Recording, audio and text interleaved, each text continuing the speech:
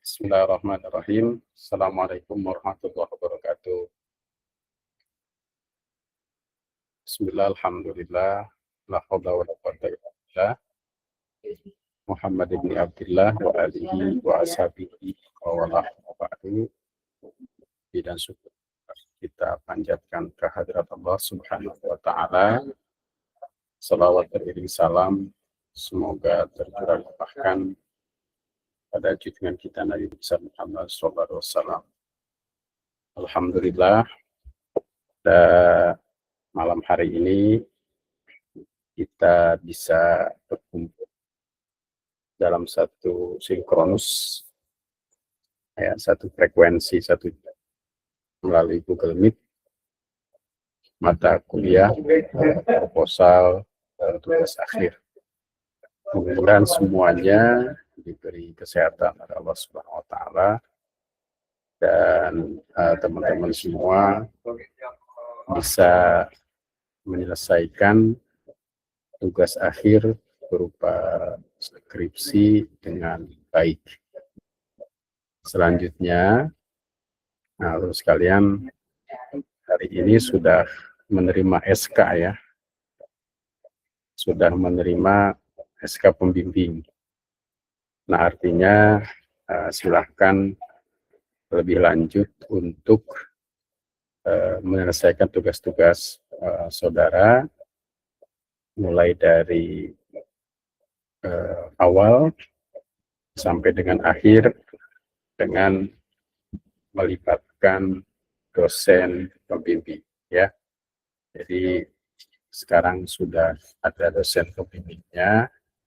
Nah, karena itu silakan saja nanti untuk membuat jadwal, membuat janji untuk bertemu atau lainnya untuk menyelesaikan tugas akhir, ya, atau skripsi.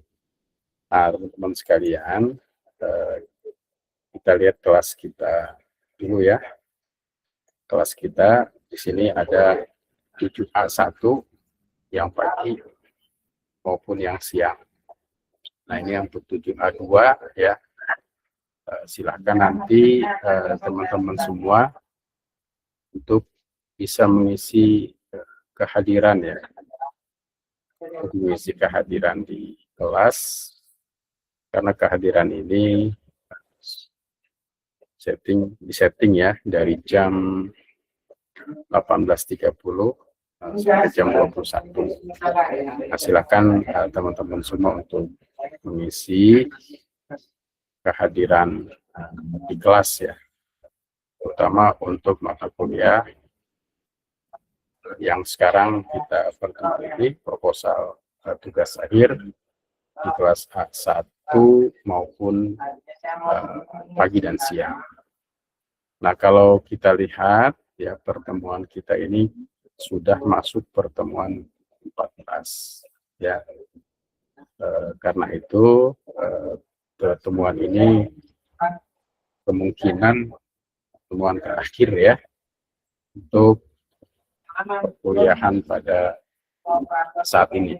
Ya, mungkin pertemuan yang akan datang kita ingin review, ya, perkuliahan.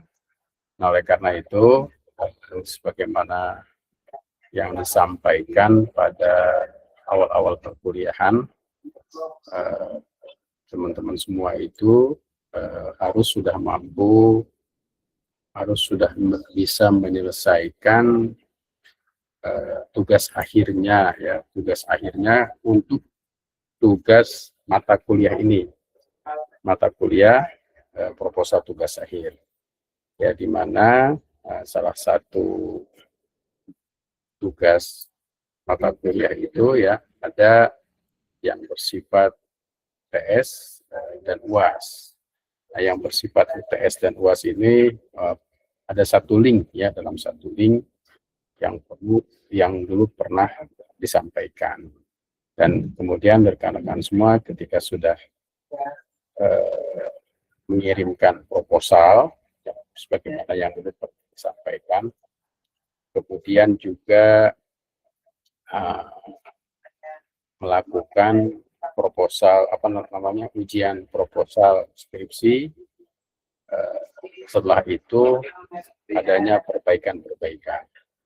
Nah, setelah melakukan perbaikan-perbaikan itu, silahkan dibuat ya, selebihnya ya, saudara ya sekarang sudah bisa menerima surat putusan SK untuk siapa pembimbingnya ya. Oleh karena itu bagi yang belum mengupload perbaikan dari proposalnya, silahkan untuk diupload ya, dan itu tercatat sebagai tugas ujian akhir semester untuk mata kuliah proposal tugas akhir. Jadi sebenarnya kita ini sudah tuntas dalam perkuliahan. Nah, sekarang kita sudah masuki pertemuan ke-14, ya mungkin kalau masih ada waktu, pertemuan lagi, satu lagi, kita akan mereview perkuliahan. Oleh karena itu pada kesempatan kali ini, saya ingin mencoba ya, tentang etika bimbingan ya. Ketika kita melaksanakan proses pembimbingan, itu ada hal-hal apa saja yang harus dilakukan baik oleh dosen maupun oleh mahasiswa. Izinkan saya membuka ya presentasi file yang sudah saya lampirkan di kelas. Ya, saudara juga bisa membuka presentasi yang ada di kelas terkait dengan etika bimbingan. Ya, karena memang momen-momennya saat ini ke depan, ya karena semester ini akan segera berakhir, saudara akan masuk nanti semester 8. Di semester 8 itu sampai proses pembimbingan skripsi, ya ada juga harus mengambil mata kuliah publikasi ilmiah. Ya. Jadi ada satu mata kuliah lagi yang kemungkinan masih diikutsertakan saudara sambil proses pembimbingan, yaitu mata kuliah publikasi ilmiah. Nah, mata kuliah ini sifatnya wajib ya diambil, dan biasanya tugas akhirnya teman-teman semua mahasiswa itu harus mampu menulis ya, harus mampu menulis jurnal. Nah, bagaimana caranya ya, mungkin dari teman-teman sudah ada yang memahami ya bagaimana menulis, tapi ada juga yang belum. Nah, karena itu pada mata kuliah nanti ya tolong dari sekarang itu dipersiapkan juga skripsi saudara, walaupun bentuknya skripsi, tapi di akhirnya itu diharapkan ya ada luarannya. Luarannya adalah artikel ilmiah. Nah, di Sintanya bisa Sinta 6, Sinta 5, dan yang lebih bagus ya ke atas, ya 4, 3, 2, dan 1. Nah, pada saat ini, setelah saudara-saudara sekalian, tadi siang itu banyak yang menerima SK pembimbing, apa sebenarnya yang harus dilakukan? Yang harus dilakukan yang pertama adalah Anda harus memahami naskah SK tersebut apa, ya. Naskah SK tersebut apa. Kemudian di situ tertera, yang terteranya apa? Nama pembimbingnya, baik pembimbing 1 maupun pembimbing 2. Nah, kemudian juga di situ ada judulnya. Nah, karena itu silahkan dibaca kembali. Kalau seandainya ya ada kekeliruan, baik nama, NIM, maupun judulnya, ya silakan itu saudara untuk bisa berkoordinasi lagi dengan bagian administrasi akademik ya untuk proses pembetulan. Ini juga penting ya, artinya saudara memang harus bisa membaca dan memahami SK yang sudah diberikan.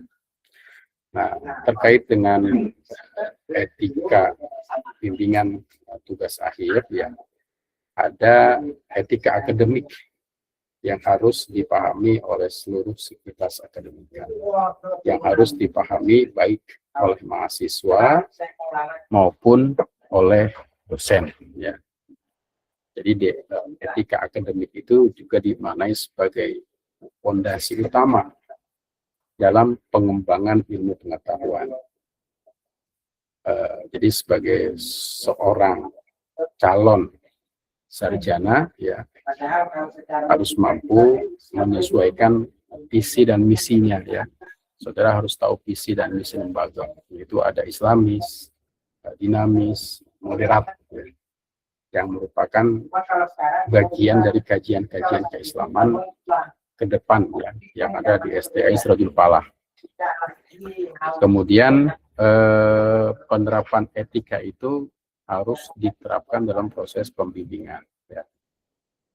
Kemudian secara filosofis, ya, kita juga memahami bahwa ada ayat Al-Quran yang menegaskan Allah meninggikan orang-orang yang beriman dan yarfa'illahu alladzina amanu minkum walladzina utul ilma darajat. Ini satu hal yang memang menjadi pegangan kita, ya, pegangan kita. Kenapa menjadi satu pegangan? Karena ini perintah Allah. Mencari ilmu, menuntut ilmu itu adalah perintah Allah. Maka ilmu itu bisa dicapai dengan 6 hal, ya kan? Dengan kecerdasan, dengan harta, dengan kesabaran, dengan kesabaran, kemudian sabar, dan juga di dalamnya ada irsadu ustadi, ya, mengikuti petunjuk irsadu ustadi, petunjuk dari guru. Ini juga harus dipahami secara baik. Nah, karena itu ketika proses pembimbingan ini sebenarnya adalah proses ujian, baik itu secara naskah akademik, bacaan-bacaan, hasil riset dan penelitian, maupun terkait juga dengan sikap moral atau akhlak. Nah, itu yang harus dipahami. Yang kedua, filosofisnya adalah integrasi iman, ilmu, dan amal. Nah, ini integrasi itu kan sebuah proses penyatuan, ya. Jadi ada kolaborasi yang tinggi antara iman, ilmu, dan amal. Tidak berdiri sendiri. Iman tanpa ilmu tidak mungkin, atau ilmu tanpa iman juga sesat. Ilmu, iman tanpa amal juga tidak berarti apa-apa. Nah, karena itu proses pembimbingan ini, ya, juga proses integrasi antara sebuah keimanan, keilmuan, dan amal, ya, atau praktik baik yang dilakukan dalam proses sehari-hari, karena ilmu memang harus diamalkan. Nah, kemudian pengintegrasian antara iman, ilmu, dan amal tanpa etika, ya, tanpa moral, tanpa akhlak, ini diibaratkan sebagai sebuah pohon yang tidak kokoh, pohon yang tidak punya akar, ya, akan tumbang. Nah, oleh karena itu harus dipahami oleh teman-teman semua dalam proses pembimbingan itu adalah sebuah pengintegrasian antara iman, ilmu, dan amal. Nah, kemudian yang ketiga itu ada konsep amanah ilmiah. Nah, ini yang penting, ya. Ya, selain dari konsep-konsep yang tadi secara filosofis, ya, yang harus kita pahami adalah bahwa kita ini sebagai akademisi yang akan mewarisi nilai-nilai ilmu pengetahuan. Karena itu ditanamkan dalam diri kita nilai-nilai amanah, ya, yang harus disampaikan dengan jujur dan juga harus dilakukan dengan penuh tanggung jawab.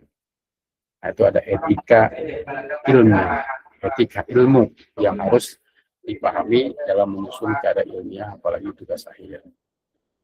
Nah, kemudian apa tanggung jawab Nah, tanggung jawab yang pertama selaku mahasiswa atau mahasiswi yang sedang melaksanakan proses pembimbingan, yang pertama adalah melakukan persiapan yang matang. Nah, siapkan draft atau materi yang akan dibahas. Biasanya proses pembahasan ini dimulai dari bab 1, bab 2, bab 3, bab 4, dan bab 5. Ya. Tidak dilakukan secara acak. Misalkan bab 3 dulu, baru ke bab 2 dan bab 1. Atau bab 1, bab 3, bab 2. Tapi harus dilakukan secara runut, ya, secara tertib. Dalam Islam itu ada tertib. Nah, ketika melakukan proses pembimbingan itu, maka hal yang perlu dilakukan yang pertama adalah siapkan draft atau materi yang akan dibahas. Siapkan materi atau draft yang akan dibahas itu sesuai dengan konsultasi, ya.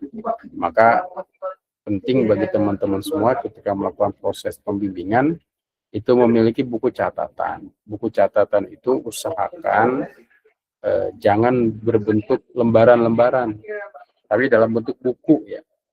Nah, itu disebut juga dengan logbook. Logbook itu adalah buku catatan-catatan penelitian. Apalagi ketika saudara melakukan penelitiannya kuantitatif, maka catatan-catatan rumus-rumus teori-teori itu harus ada di dalam buku itu. Ya, demikian juga yang kualitatif, ya. Kemarin saya sempat menyampaikan ketika saudara menulis tentang draft, ya, tulisan agar tersusun itu harus memiliki konsep yang baik. Ada persiapan secara matang. Kemudian tentukan agenda pembahasan spesifik, dan saudara harus menguasai bahan referensi yang relevan.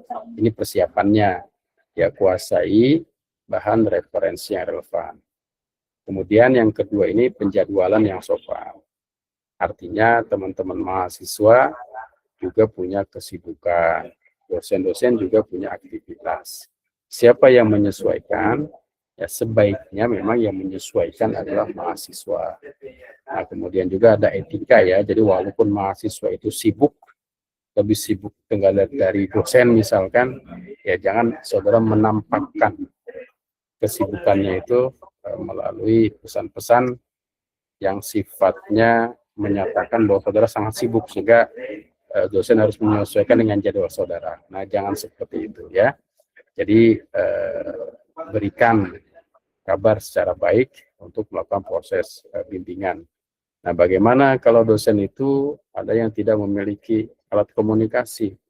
Ya, mungkin lebih pada bagaimana membuat komitmen atau janji ketika bertemu pertama. Ya, kemudian yang melakukan penjadwalan sesuai yang disepakati, kemudian konfirmasi, ya, kalau memang misalkan 1 minggu dari sekarang, berarti sekarang ini hari Rabu yang akan datang kan bimbingan. Konfirmasi 1 hari sebelumnya, misalkan hari Selasa, ya. Jangan konfirmasi hari itu ketemu hari itu akan menjadi problem nantinya, ya, karena masing-masing kita punya kesibukan. Walaupun mahasiswa itu sibuk, tapi mahasiswa bagaimanapun harus menyesuaikan dengan dosen, ya, dengan dosen, ya. Dan kalau bisa memang proses pembimbingannya itu dilakukan di kampus, ya, tidak di tempat-tempat yang lain. Nah, kemudian tadi kita bahas dari persiapan yang matang, penjadwalan yang sopan. Kemudian selama bimbingan gunakan, ya, sikap dan perilaku yang pertama. Ini penting juga, gunakan pakaian yang sopan sesuai dengan norma kampus, ya. Kemudian menggunakan bahasa yang santun. Kemudian juga bawa perangkatnya, alat tulis, ya, atau perangkat pendukung lainnya. Ya, misalkan ada saudara ingin merekam, izin dulu, bisa nggak? Izin, saya mau rekam dulu, gitu, ya. Kenapa? Karena memang sifat yang sudah kita pelajari dalam teori pendidikan itu beragam, kan? Mahasiswa itu, dosen pun punya kecerdasan yang beragam. Ada yang sifatnya auditori, ada yang sifatnya kinestetik, dan ada yang sifatnya visual. Nah, keragaman ini juga terdapat di mahasiswa. Nah, karena itu apa namanya? Silakan saja ya, kalau kita ada diskusi, ada apa, mungkin perlu rekaman sebagai pendukung untuk mengingat ya, tapi dengan catatan harus minta izin, boleh enggak? Nah, kemudian komunikasi akademik. Apa itu komunikasi akademik? Sampaikan progres dan kendala secara jujur. Nah, ini yang penting, jujur ya. Sampaikan saya sudah melakukan ini sesuai bimbingan ini. Itu bisa dilakukan kalau punya catatan. Karena kalau tanpa catatan ya lupa. Al ilmu saydun wal kitabu qayyid suyudaka bil hibalil wasiqah gitu ya. Faminal hamaqah anta zida qazalatan wa tarkuhal khalaiqit taliqatan. Jadi ilmu itu seperti binatang buruan. Menulisnya qayyid katanya. Qayyid suyudaka bil hibalil wasiqah. Ikat buruan kamu itu dengan tali yang keras, kencang, kuat. Termasuk orang yang bodoh, kalau dia sudah mendapat buruannya, kemudian melepas lagi. Termasuk juga ilmu itu seperti barang buruan. Ketika kita dapat, kita catat. Kalau kita punya catatan, artinya punya referensi hal apa saja yang harus diperbaiki. Nah, itu harus ada menjalin komunikasi akademik yang baik. Kemudian terima masukan dengan sikap terbuka. Ya. Jangan bersikukuh dengan pendapatnya, ya harus juga konfirmasi, yang bersikukuh. Kemudian ajukan pertanyaan-pertanyaan secara sistematis kalau memang ada pertanyaan. Kemudian juga komunikasi akademik lakukan adalah catat semua masukan dan arahan pembimbing. Ya. Nah, kemudian apa tindak lanjut setelah bimbingan? Setelah tindak lanjutnya adalah implementasikan semua masukan pembimbing, apa yang diarahkan dicatat itu ditindaklanjuti, jangan sampai dari bimbingan itu tidak ada progresnya. Ya, ini sama aja bohong. Ya. Ketika bimbingan itu harus ada progresnya. Ketika misalkan pembimbing itu menginginkan adanya perbaikan dalam bentuk tulisan ya, maka pas ketika bimbingan selanjutnya harus disampaikan ya, mana perbaikan yang kemarin mana. Nah, progresnya itu harus sudah ada. Kemudian laporkan perkembangan pada pertemuan berikutnya, kemudian berkonsultasi melalui saluran-saluran yang diizinkan ya, bisa melalui WA atau apapun yang memungkinkan. Ada juga melalui email dan lain segala macam. Silakan saja gunakan itu selama itu bisa digunakan untuk menunjang proses pembelajaran. Kemudian etika terhadap pembimbing, ya, menghormati hierarki dan kompetensi, mengakui keahlian dan pengalaman pembimbing, kemudian tidak membanding-bandingkan. Nah, ini penting juga. Jadi ketika ada perbedaan pendapat antara pembimbing satu dan pembimbing dua, perbedaan itu jangan ditunjukkan ke pembimbing yang lain. Misalkan ke pembimbing satu berbeda pendapat dengan pembimbing kedua, sebagaimana yang saudara sampaikan, maka saudara itu jangan berbicara ke pembimbing kedua itu hal-hal yang memang menjadi pertentangan. Ya. Ini seni ya, seni bagaimana saudara mampu mengkombinasikan kedua hal yang memang berbeda pendapat untuk kemudian dibuat sebuah penyelesaian yang baik. Nah, kemudian komunikasi yang proporsional, kemudian juga dilakukan kemandirian yang bertanggung jawab.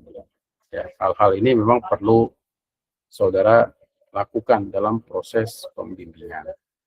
Nah, teman-teman sekalian, materi ini selebihnya bisa saudara baca ya dalam ruang materi yang sudah disampaikan.